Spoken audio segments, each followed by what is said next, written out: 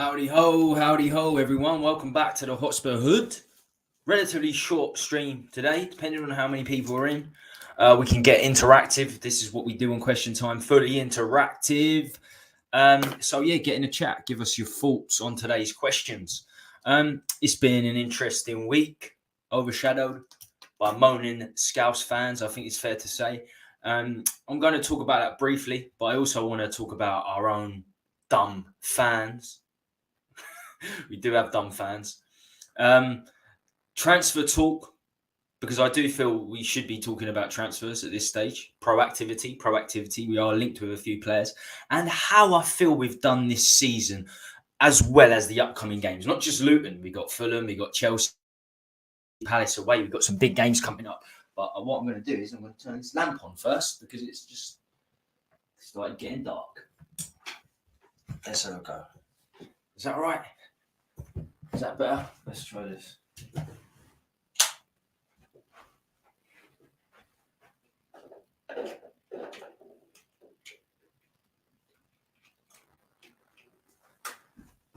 Is that good? That's good. That's better. That's better. Right.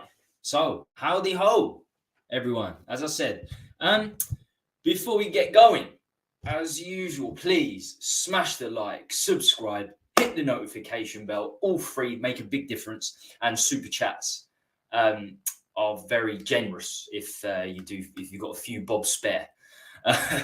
So in the chat briefly, as I go through the questions, as I give my own thoughts, I'm going to go back to the chat. That's why it's fully interactive and see what people are saying. First up, Jacob. Big up, T. How you doing, my friend? Hi, Eugene. Hi, everyone. Big up. How you doing? Leave you out. Big up, Eugene, man. Spurs Eurasian TV. Audio Artisan. Afternoon, bro. What's happening, Audio? How you doing, my man? And if you're watching on the recorded version, we get a lot of people watching the recorded version these days. Get in the comments. Tell me what you think. I'll try and reply best I can. There's a few of us now on the team. We've got Dan. We've got Total Hotspur boys. We'll get back at you. We'll get back at you if you get in the comments. Right. First up, first question.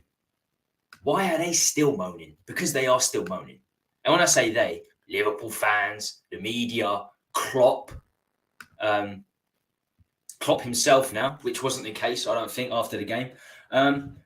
What I will say, first of all, I don't know how so many Liverpool fans have found the channel. Pretty much all of the last show. So after Tuesday night, after that, there was no one in the live show, Liverpool fan, I don't think. I can't remember there being. But after we went live, all the comments seemed to be from Liverpool fans. So I don't think they appreciated my thumbnail of Son shushing Klopp on Tuesday night with the N17 effect. We had a few on. You got to watch the show. It was a good show.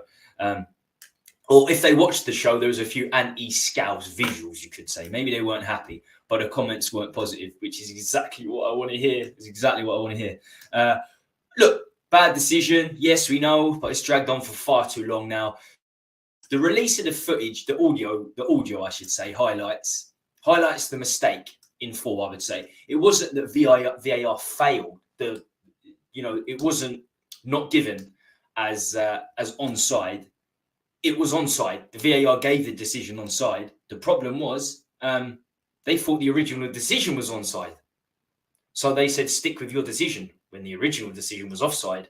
That was the problem. So it was a human error. And the ref had to stick with it onside, amateur, but not our fault. It's not Spurs' fault. It's absolutely insane. I had Klopps back after the game. He came across good. He came across all right. It wasn't moaning a great deal. I can't stand him usually, but I felt like he did come across well. I think the Liverpool fan base, have pushed him into this replay bandwagon and won't stop going on about it. The world is against Liverpool, Tosh. He has to agree with what they say, to be honest. And now he looks like a prick as usual for doing so, as far as I'm concerned. Whether it's behind closed doors in just the second half of them having 10 men or otherwise, this replay thing can't happen. It just cannot happen. I don't see it happening. You're going to have to replay the Champions League final. You're going to have to replay every dodgy decision in the existence of football since the start of time. You can't just pick and choose. You can't replay a game. It's insanity. But I'm going to go into what he actually had to say now. before I move on. As I said, I don't want to spend too much time on this, and I like to keep these streams pretty quick.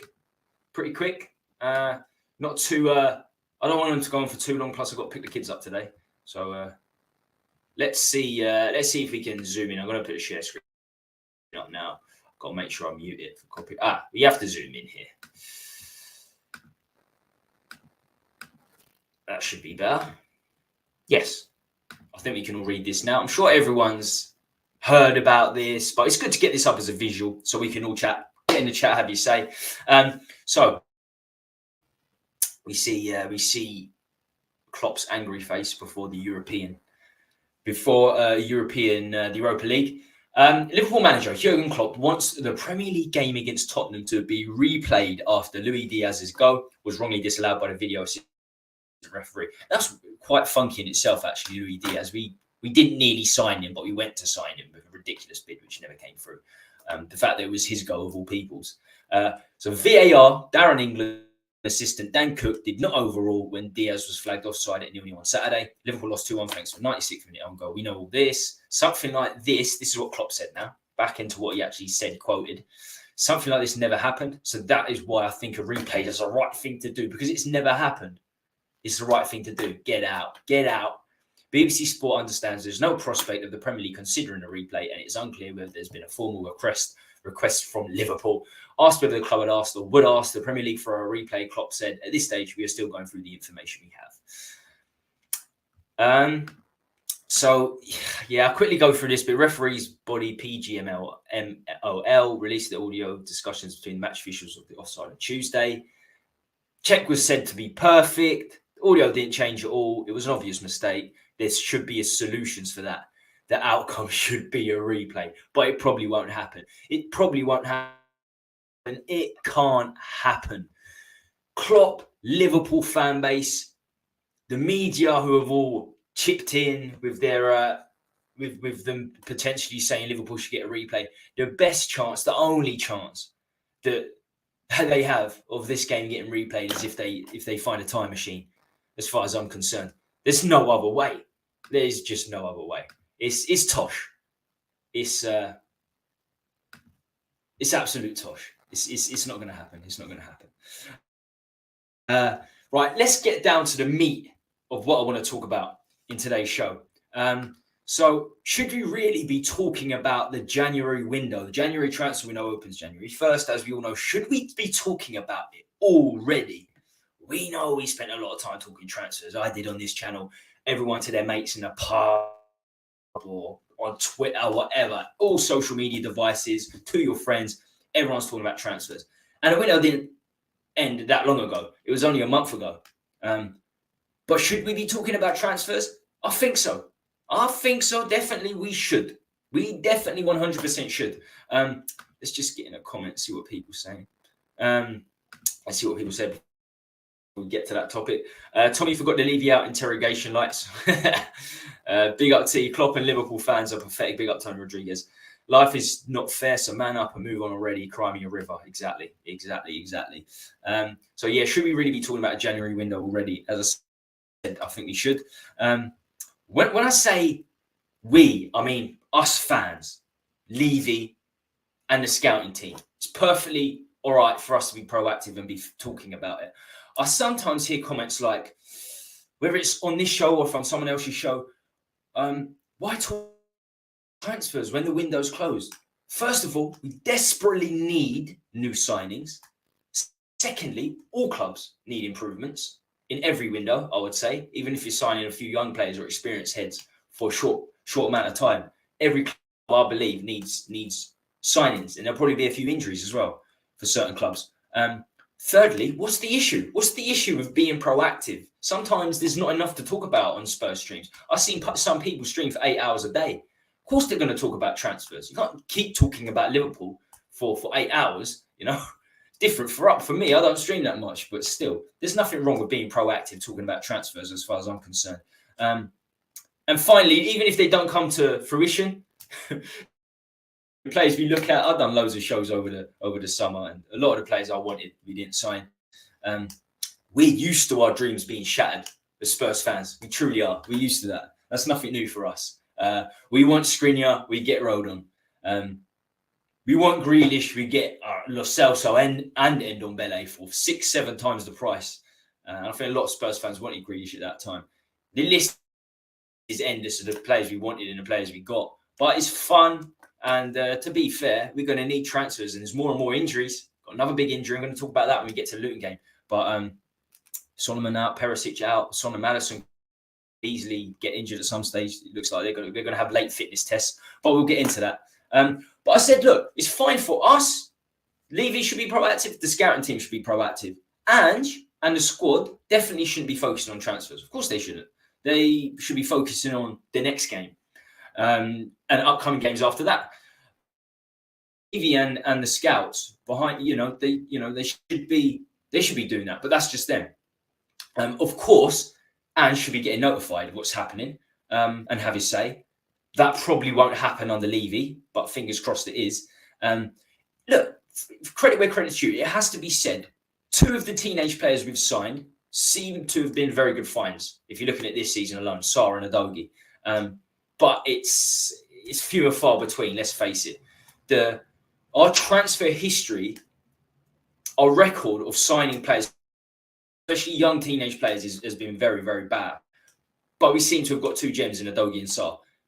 I mean, off the top of my head, £35 million for Gil.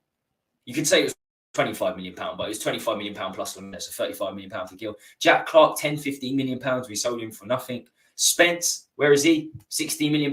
Is he in Leeds on loan? Rodon at Leeds on loan, I think, £10 million. Sessegnon, £20 million. We've wasted a lot of money and a lot of young players. But as I said, credit where credit's due, Sarr and Udogie, we've done well. So if the scouting team come up with those class of players, that class of young player, then they would have done good again. But right now, we need experienced players. We need some experienced first teamers to come in. Most of the players I hear us linked with, and we are linked with players, this is why I bring it up. It's all strikers at the moment. Ivan Toney, whose ban I think will be will be finished by about around January. So it makes sense to be linked with him and to get him in January. Other clubs are looking at him too, Chelsea, Arsenal, Man United, they all need strikers. Orban is still linked with I think he's a Ghent striker, heavily linked with him in the summer. And Osterman, because Osterman's Napoli have released some stupid videos and have basically thrown Osterman under the bus. So he wants to leave there ASAP. So we're linked with strikers. The only one likely out of those 3, the 3 names I mentioned, there's others we're linked with, but these are the ones that are heavily linked. Orban is the only one that you can in reality sign. The other 2, Tony will cost 60 million plus because he's British, because he was 3rd top goal scorer last season, and he's back from his ban. Osterman will cost 100 million pound plus, even if he's falling out at Napoli. The guy won Scudetto as a top goal scorer last season, incredible player. That's why we're not going to get them. Richie and Johnson is a big problem as well. We signed Richarlison a year and a half ago for 60 million pounds. We signed Brennan Johnson for 60 million pounds. Both players that I think we're going to try and turn into strikers. Certainly Richarlison, that was the plan. Son seems to be better than him there. So I don't see us signing a striker. I think we do need one. But more importantly, we might get a lone striker in. We could get like a Danjuma type player who just doesn't play, but we hope just as a backup could do something. That's the best. That's the best chance we have of signing a striker, and it'll be last day of the window, no doubt. But what worries me is that we're not linked with centre backs, which is it's worrying. It's very, very worrying, the fact that we're not linked with centre backs. We've just Romero, Dyer, he's still there, Van der Ven and Phillips as our natural centre backs. They are our only natural centre backs. Dyer is someone Ange clearly doesn't rate at all. And I rate Ange so high simply because of that, because he hasn't given in to some of the managers in the past when it comes to Dyer. But then I guess he's got Van der Ven and Romero, and other managers didn't have Van der Ven and Romero. They just had Romero, and half the time Romero was injured, like under Conte. But it's so great and refreshing that Ange doesn't rate him. And the fact that he doesn't rate him, having him as backup, having Phillips as backup, who's played 7 league games in his career for Blackburn, is a worry. It's not a worry right now. It's a worry when we get an injury. That's for sure. hopefully they're looking at centre-backs now for the January window when that opens up. Proactivity. We have to be proactive like other clubs, not just see what's about when the window opens and see what we've got left in the final days of the window. We have to get some plans out there now. We have to start scouting now. And centre-back is the one. That's the position we really need to focus on. I actually trust that they will. We needed Porro. We needed a right back last January. We got one. Very, very late. That could have easily not happened, but we did get what we needed to get in front of Emerson, and he looks pretty good now. So I trust that they're looking at centre backs, but it's that trust, it's that hope that kills you sometimes as a football fan, especially a Spurs fan. But that we really should be looking at centre backs in the January window. Sanchez should have stayed until we sorted a centre back out, as far as I'm concerned. He really should have stayed, and he helped. Gala, I was streaming the other day. I was streaming on Tuesday night, and we had the boys on. And there were people in the chat, throwing in the latest scores of the Champions League game, because obviously they were happening live. It was 8 p.m. The stream. And Gala ended up beating Man United 3-2, and Sanchez got 2 assists. That's mental. I think we should have kept Sanchez, definitely over Dyer. So we'll be very, very lucky if we don't get an injury from this point up until January window with certain players. A Cam. I don't trust Lo Celso if Maddison gets injured. I really, really don't. The schedule is going to get tight. It's going to get tough. We need a better Cam back up there. Look, we brought a lot of players in January, in the summer, I should say. But that doesn't mean we can't bring any in January. Centre back is prime target centre back. Behind that, we need to be looking at a Cam. If Maddison's picking up little niggles here and there, he's going to get injured at some point this season. Hopefully after January, so we can get a replacement in that isn't Lo Celso, quite frankly, because he's nowhere near good enough. Then we have to take the African Nations Cup into.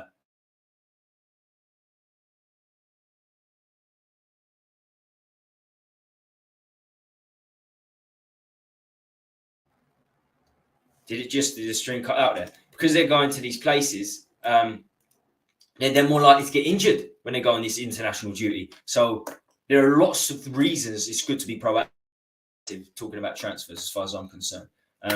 Loads of time to get deals in place. Like pretty much every January window, though, we can't leave everything too late. It happens too often for us. Right. Comments. Let's see what people are saying. Mark Cousins, how you doing? Big up, Tommy. Surely plans, how you doing, my friend, are in place now for January. You'd hope so. But I feel like a lot of the time we wait to the window and we just wait till we wait to see what's available, basically, and then go from there. And usually leave it till the final day. We've done it with Kulu and Bentancur. We got very lucky there because Juventus they couldn't fit him in the squad, Kulu and Bentancur, because they signed who did they sign? Zakaria and Vlahovic. They needed to move 2 on. We were like, okay, we'll take Bentancur and Kulu. And then last January, I keep getting mixed up with the summer and the January. But January window, last January window, Porro, final day of the season, final day of it. We weren't going to go for it, but the Spurs fans revolted and said, "You better sort this out, Levy," on social media. Even the Levy-inners were Levy out. You better sort this deal out. And he went over to Portugal and got it done. We put the pressure on Levy and he got it done. This is why it's good to put the pressure on people, especially the owner when you've won one trophy in 16 years. So we'll leave it late again, but hopefully we'll get that centre back and Cam in. I think they're the 2 most vital positions. Probably going to have to look for a striker the following summer. And if Son carries on scoring the way he's scoring, and he stays fit, might not need a striker anyway. What do you think of Smalling on a short-term deal? Maybe with Dyer going the other way. It's a bit of I haven't heard of this rumour, but it's just a bit of you let one average player go, you bring another average player in. I like Smalling at Roma. The first couple of years they proved a lot of people wrong, but now it's like 4 or 5 years at Roma, and he's like 32, 33. I wouldn't be keen on that.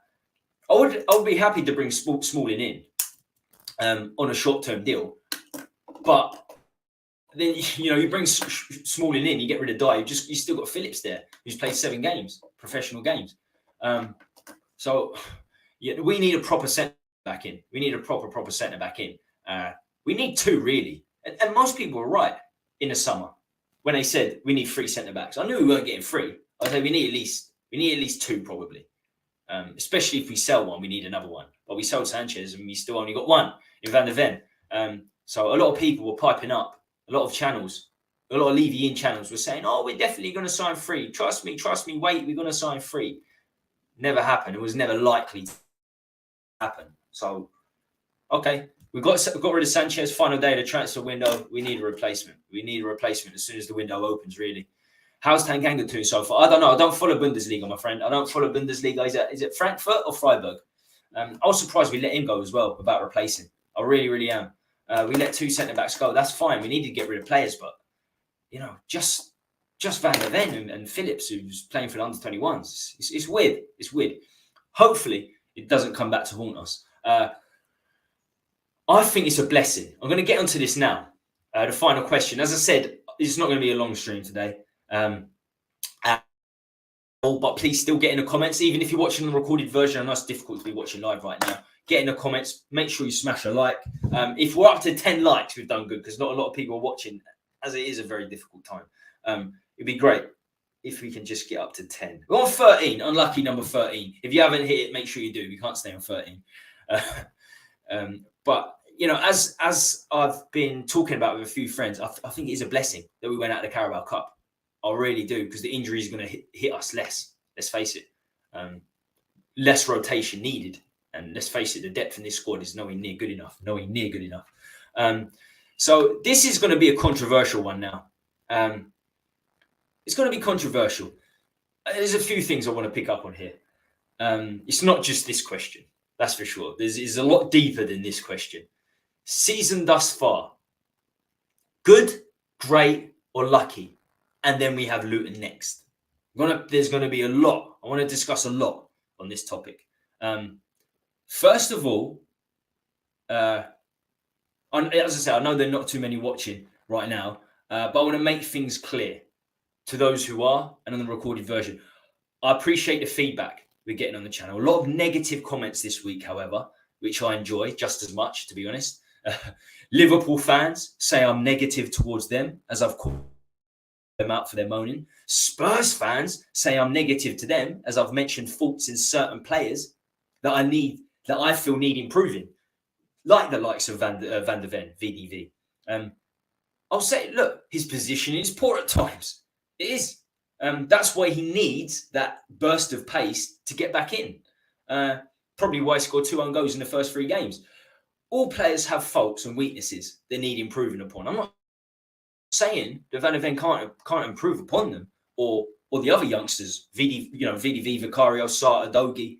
They've all been very good so far.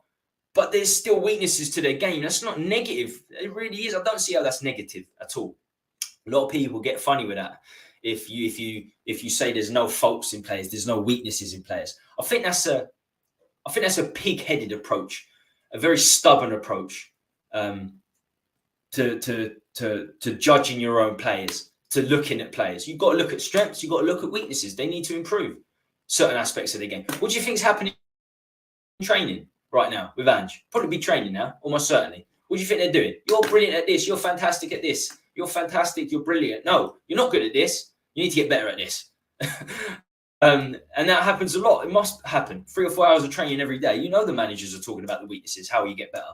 And for players like Van der Ven, his defensive sharpness isn't there. His position is not great. Why? He has to come back a lot. As I said, it's only right that we mention negatives as well as positives. And I've been very impressed with him. His explosive pace, coming on to his positives, his explosive pace is like something I've never seen in many ways. I haven't seen many centre-backs as quick as him. I mean, against Salah on multiple occasions, the ball went through and he just got there with ease. He'd done it against Adama Traore for Fulham. He had a bad game against Fulham. Most players had a bad game, but he really struggled against Fulham. But he kept up with Adama. Like, Adama, for me, is the most explosive player in the league. Explosive and fast player in the league. I would take Adama just for the fun. I would take Adama at Spurs just for the fun. A few windows ago when he wasn't too bad, when we were heavily linked with him. Because he is so explosive, so exciting to see. But Van de Ven, props to the guy. He kept pace with him. He kept pace with Salah on the weekend. But he needs to sort out his positioning. When he sorts out his positioning, you won't need that speed as such, as much and as often as he does. I don't think it's a coincidence that he got 2 own goals in his first 3 games. He can be lethargic in his own box, not know where he needs to go. But that can be taught. At his age, that can definitely be taught.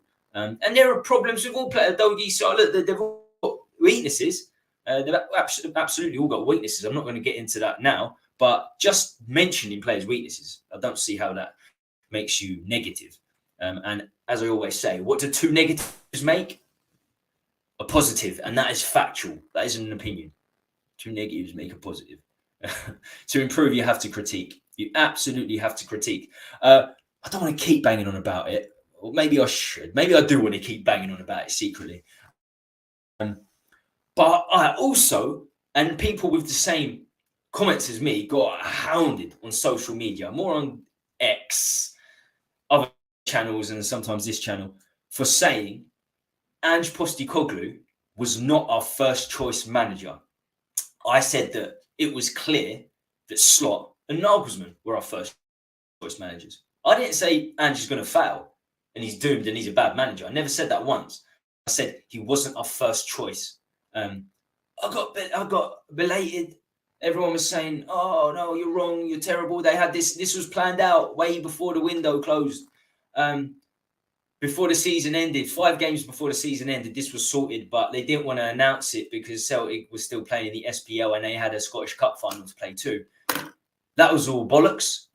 People just come up with stories, that narrative. It was bollocks. And how do we know it was bollocks? Because Ange, in an interview, in his own words, said he was not the first choice manager for Celtic. He was not the first choice manager for Spurs. And he also said that it doesn't bother him, which is great. That's what you want to. That's what you want to hear from a manager. It doesn't bother him, but he wasn't our first choice. That's not negative. Again, that's not negative. When it's factual, it's not negative. It wasn't factual at the time, and I said it. We don't know, really. It's all opinions. But when Ange says it himself that he wasn't first choice, then it's clear that he wasn't first choice. It was probably Nagelsmann. It was probably Slot. Didn't want to join the circus that is Spurs right now over the summer. Things have improved recently. They have. But it is still very early. Very, very early on. And I do want to get to that. I want to talk about Luton and how I feel we've done so far. I want to see what people... I want to hear what people have got to say on it. Do you think we've been good? Great? Lucky? And how do you think we'll feel with Luton next? Got a few tricky games up next. You'd say Luton, famous last word, should be a certain 3 points. I'm going to throw it out there. Luton should be a certain 3 points. But after that, it gets a bit tricky. Palace away is always difficult. Chelsea, huge game. Fulham, the 3 games after Luton are, I believe it's Fulham. As I said, they beat us. They're the only team that beat us this season. Palace away, which is tricky. And then Chelsea. The return of Poch to the Tottenham-Hotspur-Stadium. So yeah, that's what I want to get to now. The question at hand. What do people think first? Right, let's get in the comments. See what people are saying. How's the gang? I don't really know. Small as shit. We want someone permanent. I think we would get Nelson from Gala. Nelson from Gala was a great shout. We thought that when we were hoping we'd get Nelson some form of swap deal when we put Gary Sanchez to them. What I heard about in the summer transfer window, that Nelson has a release fee for like 25 million pounds. And I tell you what, this guy is 23, 24 years old, Adam, Nelson. Nelson is 23, 24 years old. I think he might just be 23. He's played over 300 professional games, a lot in Scandinavia, but he plays 40 games every season since 18 years old. So he never gets injured. Everyone, if you look at Klopps fans, Galatasaray, I'm half Turkish, so a lot of Gala fans say this guy's a leader.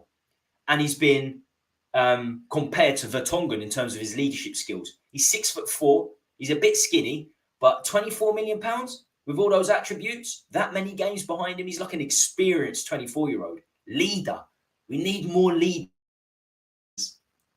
I like Maddison. I think Maddison's a very good player, but the fact that we had to make him vice captain and he only just rocked before he played a professional game for us, played a few friendlies. The fact that we had to make him vice captain goes to show that we don't have many leaders. So I think Nelson, with his leadership skills, I think that's a great shout. That would be a very good signing. I think that'd be very, very smart business. That's what I wanted, a big signing, something like £40 million, like a Van der Ven, and then you can go in with a Nelson. That's what I was hoping for in the window. The people that said we needed 3 centre-backs and we're going to get 3 centre-backs, mostly the league inners, because you'd have to be deluded to think with the history we have in a transfer window, we're signing 3 centre-backs, and we've signed 1 in 3 years before that. But Nelson would be a good option, and it's one I was vying for in the summer, and a lot of people were vying for. So far, out of the 3, Audio, you're saying great. Considering so many things are new, we are overachieving and probably ahead of where Ange thought we'd be. I think that's fair. I think that's very fair. Hi, Tommy. Ian Collins, how you doing? How you doing, my friend? I think we have been all three of those things. Good, great, and lucky. With the Danish captain unhappy and wanting out of our club, I rate the chances of signing Nelson. You don't rate the chances of signing Nelson. That's a good point. That's a good point, I suppose. And he doesn't look happy, does he? He really, really doesn't look happy on the sideline. I said this before the season ended. You just got to go by body language sometimes. And I said Højbjerg might cause trouble in the dressing room. If he's not playing first team, he might cause trouble in the dressing room. He looks like that sort of character. He was getting to the stage where he started doing what Eric Dyer does on the pitch, jumps up and down, moans at all the other players, the players around him. Someone pointed out to me, I think it was Jacob, who I had on a Tuesday night. He's on a lot, Jacob, the one up top. His channel's the one up top. And he pointed out to me, like, he just hops and jumps like Eric Dyer does these days. And I ended up watching him every game, and he was doing exactly that, just complaining at everyone. And then he threw Conte under the bus when everyone knew Conte was getting sacked. Oh, that's famous Southampton interview. Everyone knew he was getting sacked. So there's no need for Højbjerg to go into Conte, talking shit about him. And I knew this guy behind the scenes is going to cause trouble. Apparently he had a punch up with Skip and Skip punched him or something. So, and you can see from his substitute appearances, he's a good player, Højbjerg. I think he's a decent player. And he is if it was just his skill set alone, he'd be decent backup. But if he starts causing problems in the dressing room, which I think he can do down the line, then he's a player that I would want to see out. And Audio, as you say, if he does go out, then it could make the Nelson transfer difficult. What I'm going to do now is I'm going to keep the share screen up because I'm going to use the share screen for a few things before I get to my views on the situation. But when I haven't got guests, I can get share screens up. It makes life a lot easier. So what I'm going to do is I'm going to go on. I want to look at Nelson actually because I like this Nelson and Højbjerg dynamic. I like dynamics like that because the fact that they are both Danish means that they could share the same agent, and then that could be very true. Agents are key, so it's boutique transfer. His agency, Nelson's, is boutique transfers. So I'm just looking at this now. You can see it on transfermarket.com. He's only had 10 games for Denmark.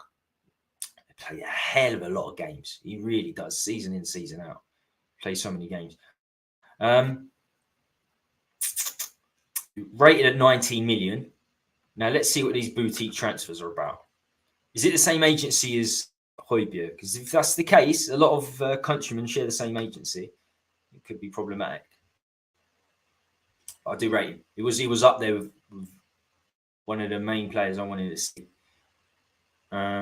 This boutique transfers have got all Danish players by the looks of things. Heung-Min, Mahle, Damsgaard, but I can't see Højbjerg. So unless he pipes up to him at international level, because they're both obviously they get called up to the Danish squad, might be all right with that. Might be all right. But as the new way of playing we are having to learn. I would take that all day. There are still a few positions to improve yet. I don't really. Yeah, I thought that's what you said. So yeah, season thus far. My say on it. Looking at the sides we're playing, if I put the fixture list up, we're playing either side of the spectrum. The extreme sides of the spectrum when you look at the quality of teams we're playing. So they're even relegation battling sides, very much relegation battling sides. Luton will go with that.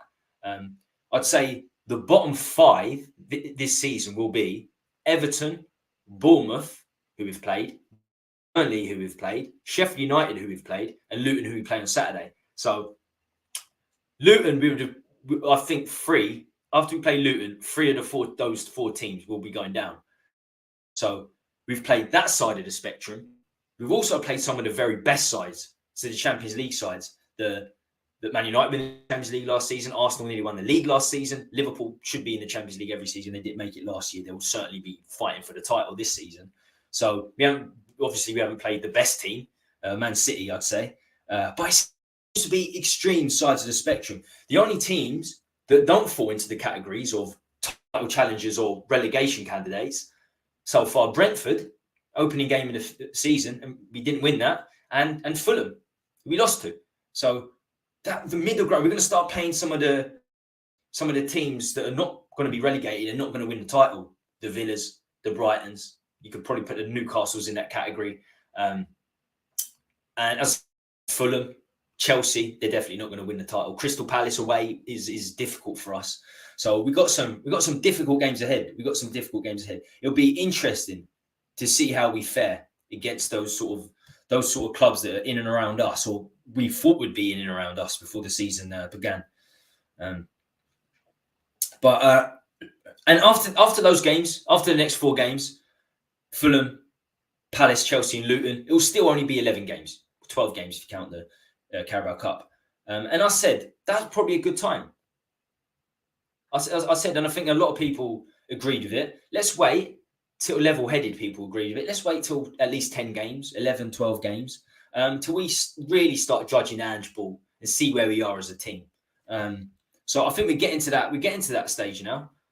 We will do by the end of those 4 games. 7 games is still very, very early. But in terms of the game so far, I'd have to say that Burnley was the most impressive performance, 5-2. We looked comfortable, even though they scored the first goal. We looked very, very comfortable after we equalised. So that was the most comfortable. Bournemouth was relatively comfortable. I think they're the most comfortable victories. I think both will probably go down. I said as soon as Bournemouth sat Gary O'Neill, they're going down. And I think they will. Funnily enough, I think Burnley might stay up. The reaction from Spurs to being the worst team in the first half against Man United. We were the worst team in the first half against Man United. They were much, much better than us. Arsenal, definitely. First 35 minutes, they dominated. Lucky not to go in 2-0 behind. Liverpool, yeah. I mean, we know what happened against Liverpool. You know, the first half, they were the better side in the first half, let's face it. But at the end of the day, after the first half, the poor performances, we reacted and we got points from all of those games. A point against Arsenal, obviously 3 points against Liverpool, 3 points against Man United. So the reaction to going behind is very good, but it's obviously worrying that we're not playing that well in the first half against the better teams. And you've got to look at it. Sheffield United game was awful. That was really, really bad.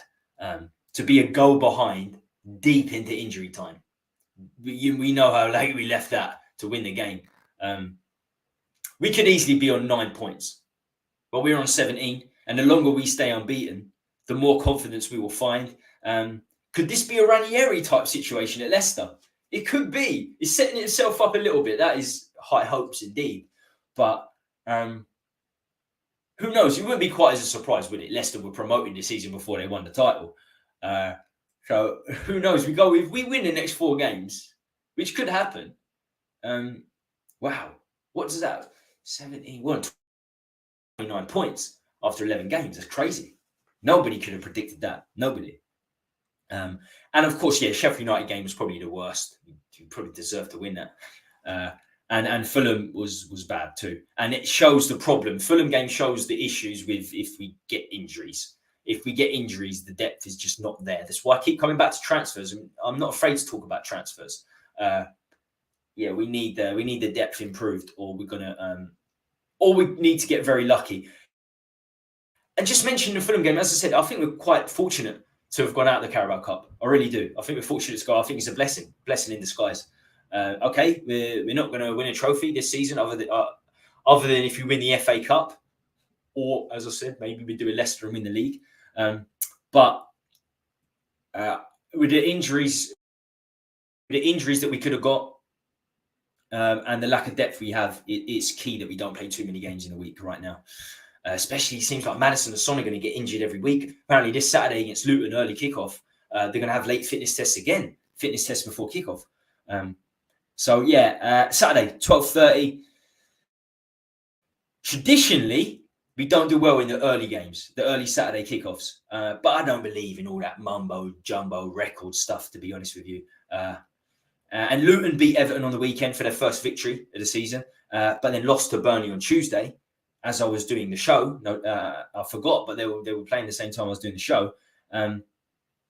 They would have been. I haven't looked at their actual lineups in both those games. I looked at it in Everton, and they were strong. I didn't see their lineup against Burnley when they lost, but of course it's going to be strong, and it's going to be strong against us on Saturday.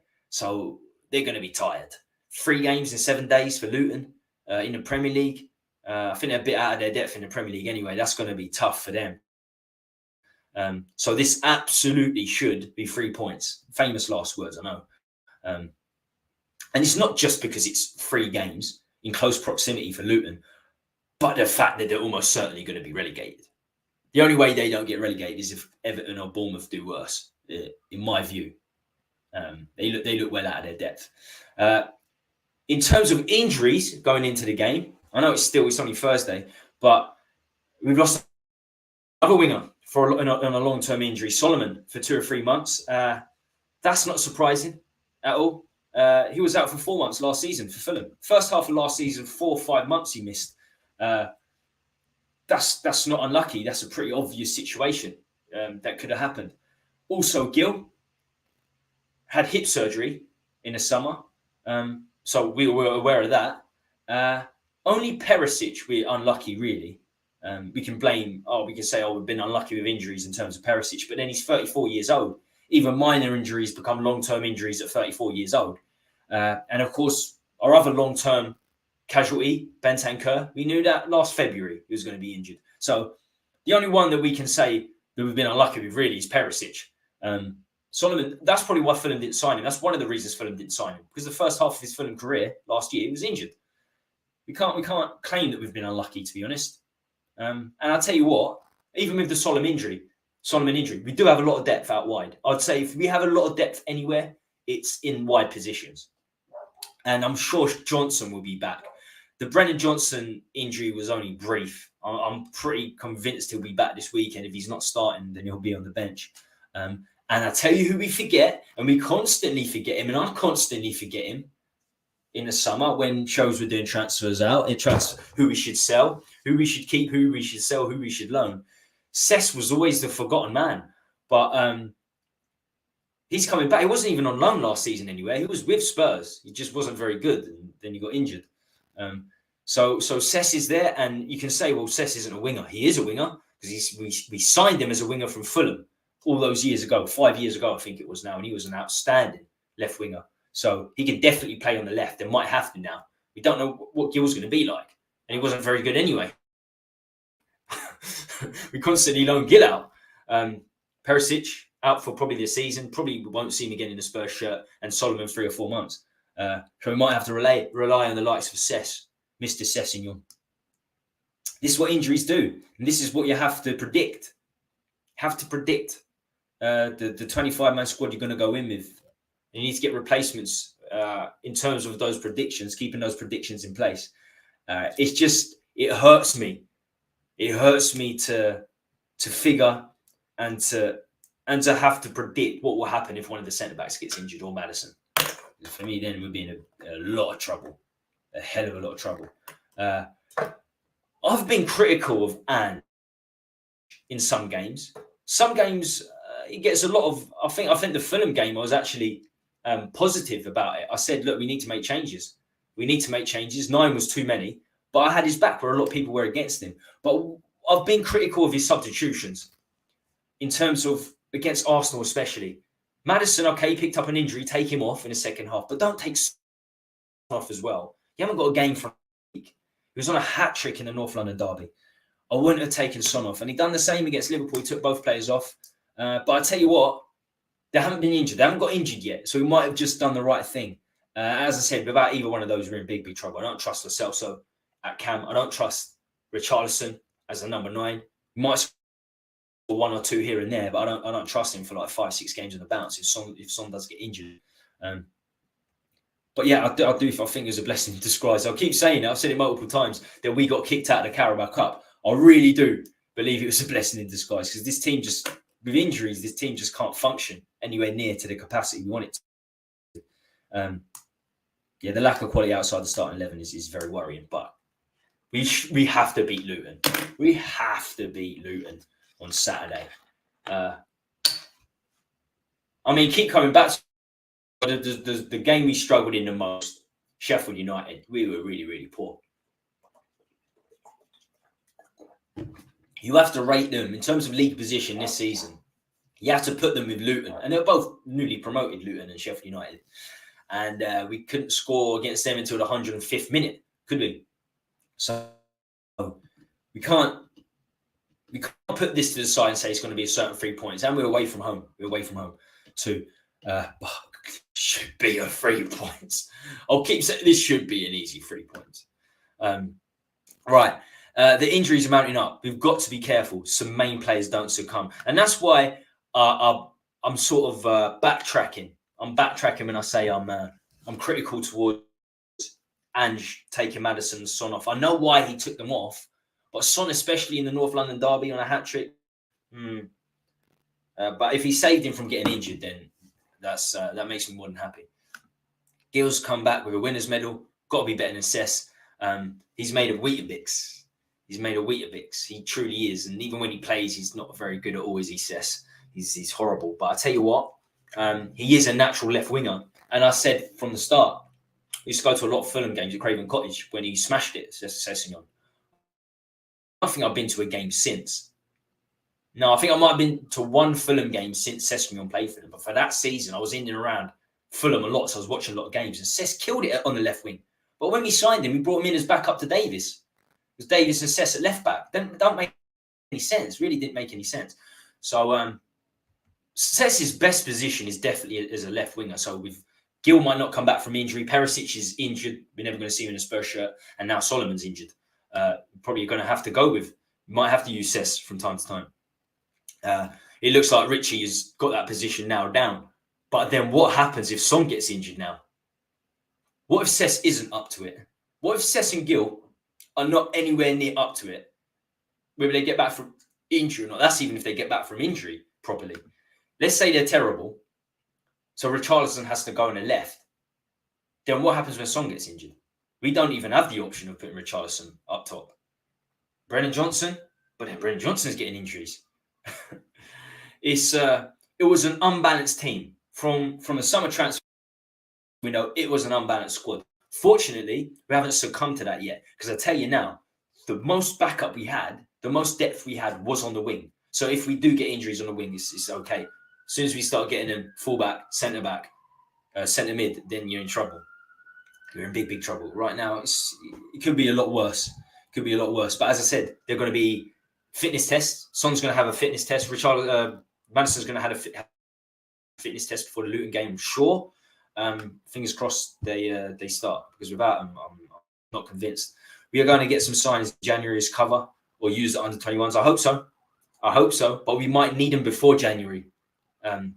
We should have got them in the summer transfer window.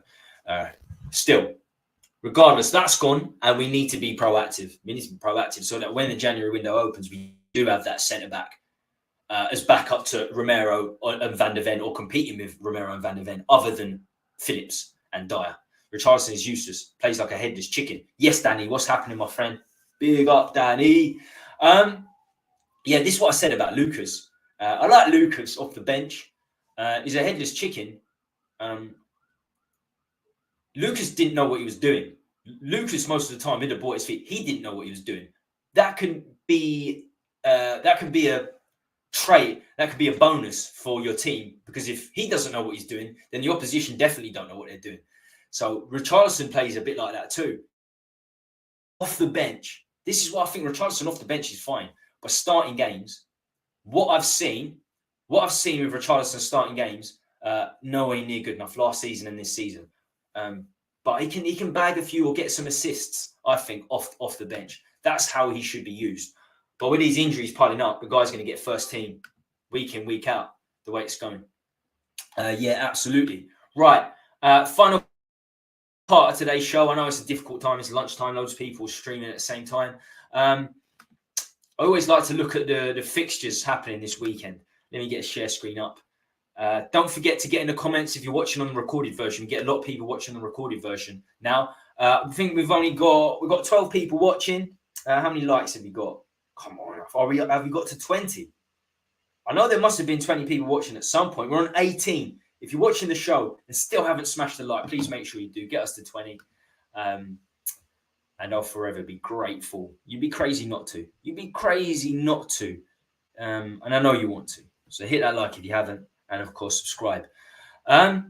So let me show people what I'm seeing right now. I haven't looked at the fixture list myself. I haven't looked at the fixture list. I know a few of the teams who they've got, but yeah, there's some huge games. I knew about the Arsenal Man City game on Sunday. That is massive. 4:30. I'll be watching that regardless. We kick things off away to Luton. 12:30. Then you've got Man United, Brentford. Man United are just all over the shop. When Davinson Sanchez is getting 2 assists against you and you're losing to Galatasaray, then you've got problems. But it makes me happy. It makes me happy that Man United have got problems. I think Højlund for Man United is a good player, very good striker, but he shouldn't be thrown into the first team. They needed a more experienced striker, someone experienced enough to score 20 goals a season. I don't think they got that with him. Brentford, I think Brentford are really going to struggle. I think as this season goes on, I think they're going to go down and down and down, be potentially the surprise relegation candidates. Well, Brentford now, if you're looking at this, let me make sure I get the volume off just in case with the share screen. They're 14th. They're 14th now. We couldn't beat them. They've got a lot of draws, to be fair. We drew against them. They're drawing a lot of games. Without Tony for another 3 months, I think they're going to really, really struggle, Brentford. So I see them as a team that could potentially be there's always a surprise team in a relegation battle. I don't think many people thought Southampton and Leicester would get relegated. Well, Southampton, Leicester and Leeds would get relegated. So there's always a surprise. Luton will be in and about potentially getting relegated. Sheffield United, Bournemouth, Burnley. I think Brentford could be in there. So Man United at home to Brentford, they'd expect to win that. They'd expect to win that for sure. Fulham, Sheffield United. Got Fulham after Luton, I think. Burnley, Chelsea. Chelsea won the other day for the first time in ages. But it was just against Fulham. They did play very well, to be fair. Everton, Bournemouth. Could be a relegate. That could be a 6-pointer. I think one of those easily could get relegated this season. 5:30 kickoff on a Saturday. Palace versus Nottingham Forest.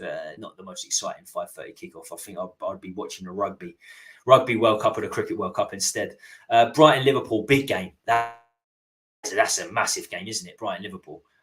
Brighton coming off that 6-1 loss to Villa, and then Liverpool coming off the crazy scenes that happened Saturday that people still continue to talk about. Liverpool fans convinced themselves they're going to get a replay. Klopp convinced themselves they got a replay. They got to get on with it, Liverpool, because they're away to Brighton. Not going to be easy Sunday. West Ham, Newcastle, both teams started off really well. Look, we've been brilliant since Kane left, and West Ham have been brilliant since Rice left. Still early days, but it makes the West Ham Newcastle game that could be a really good game. Wolves and Villa. Villa are one of my teams. Villa are probably my most favourite team to watch right now with us, because we're playing good football too. Exciting football. But Villa are a top team. I'll be surprised if they don't get into Europe again this season. Wolves have picked up a little bit recently. And then, of course, the big one, Arsenal, Man City. If we lose to Luton, I can't watch any other games. Even if we don't beat Luton, if we lose to Luton, I can't watch any of the games that take place. Like Arsenal, Man City, I won't even bother watching it. It's too hard. The heartbreak is too much. If we were to lose that. But if not, I'm sure we'll beat Luton. We should beat Luton comfortably. And then we can try to watch Arsenal and hopefully watch Arsenal lose to Man City. And then we will remain the only unbeaten side in the league. There's every chance, if you was a betting man, even as a non-Spurs fan, there's every chance we come out this weekend as the unbeaten side, the only unbeaten side in the Premier League, because we know Man City lost to Wolves last week. A big up Bobby K. What's happening? I think I missed your message first time, but big up Bobby K. The injuries are mounting up. Well, I didn't because I've gone through this already. He's shit and of. Right, hour in. I think that's a good time to leave it. I've got to pick the kids up. This is only going to be a quick stream anyway. We'll wrap up the show there. Thanks for joining me this lunchtime. As I said, if you're watching live on the recording, make sure you like, subscribe, hit the notification bell. Help the channel keep afloat. And as always, Spurs fans, stay safe, stay free, stay classy, lily-wise. I think we've hit 20 likes. Have we hit 20 likes? It'd be wonderful if we had. We're on 19. Smash a like before I go. Peace out, everyone.